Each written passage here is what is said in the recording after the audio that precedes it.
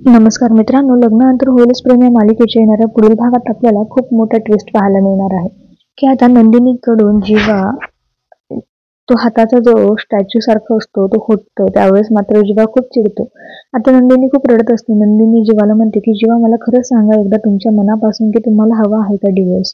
जर का तुम्हाला डिवोर्स हवा असेल ना तर मी स्वतः देईल आणि त्यावेळेस मी स्केचच्या डोक्यावरती मी अक्षर टाकेल. मला फक्त तुम्ही एकदा तुमच्या मनापासून सांगा की तुम्हाला खरंच माझ्यापासून डिवोर्स हवा आहे का. आता असं म्हटल्यानंतर जीवा शॉकच होतो, कारण जीवाने कधी एक्सपेक्ट पण केलं नसतं की नंदिनी त्याला असा प्रश्न विचारेल किंवा नंदिनी जीवाला डायरेक्ट म्हणेल की तुमचा डिवोर्स हवा आहे का तुम्हाला, मला सांगा, मी तुम्हाला डिवोर्स द्यायला तयार आहे. आता जीवाला कळत नसतं की नंदिनीला काय उत्तर द्यावं, हो की नाही. कारण आता काव्याने तर जीवासोबत असलेले सगळे नातेसंबंध तोडून टाकलेले आहेत.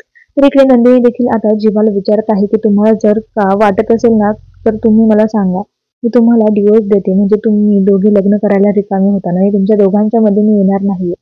तुम्हाला काय वाटतं आता जीवा, नंदिनीला मनापासून उत्तर देणार आहे का की हो, मला तुझ्याकडनं डिवोर्स हवा आहे आणि मी तुझ्यासोबत राहू शकत नाहीये.